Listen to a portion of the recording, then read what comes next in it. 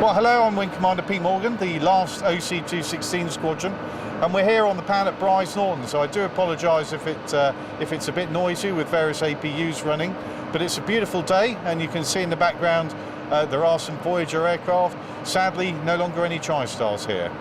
Well, of course, as we came to the end of the Tristar era, we had 6 aircraft left in March, and we delivered 2 of them up to Bruntingthorpe in slow time, leaving us 4 to finish off our operational tasking for the last few weeks.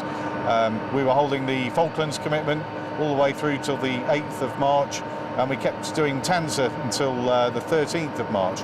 So we needed those last 4 aircraft, and eventually we took those up to Bruntingthorpe and delivered all 4 of them on the 25th of March. So with those last 4 that we kept through March, one of them, 951, which was the one we had the tail arc painted on, was actually on an operational trail until pretty much the 23rd of March.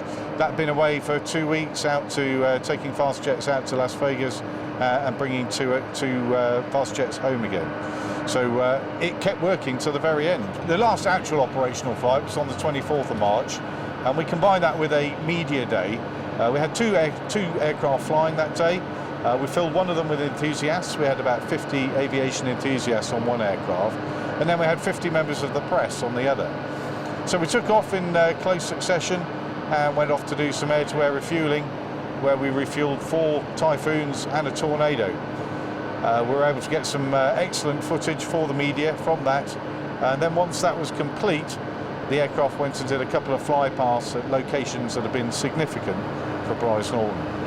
So we went to Marshalls of Cambridge and overflew their airfield, and then we went down to Bournemouth Herne to overfly the Cobhams factory. Again, they have been significant in providing us all of our air-to-air refuelling equipment. And so, having had an excellent weather day on the 24th, the 25th arrived, and that was the day we were scheduled to deliver our last 4 aircraft. Sadly, the weather wasn't quite as good to us, and Bruntingthorpe is an unlicensed airfield, and we need specialist fire and air traffic agencies on the ground to be able to use it legitimately. The weather, we'd hoped to leave the first 2 aircraft at 9:30. We would have had a 125 that would have ferried the crews back to Bryce and then taken the second wave about 12:30. As it turned out, the weather didn't really clear till coming on 2 o'clock in the afternoon. So we got the first wave in. They were delivered safely to Bruntingthorpe, but sadly our promised lift of a 125 failed to materialise, so the crews had to jump in a minibus and travel all the way back to Bryce. What that meant was that the last wave didn't actually get airborne until about 18:30, starting to get quite dark. We managed to get up to Bruntingthorpe as quick as we could, but the last aircraft to land, 951, landed pretty much with only 8 minutes to go before official night time. The twilight had already passed, and it was certainly, the photographs show, it was certainly getting rather gloomy by then.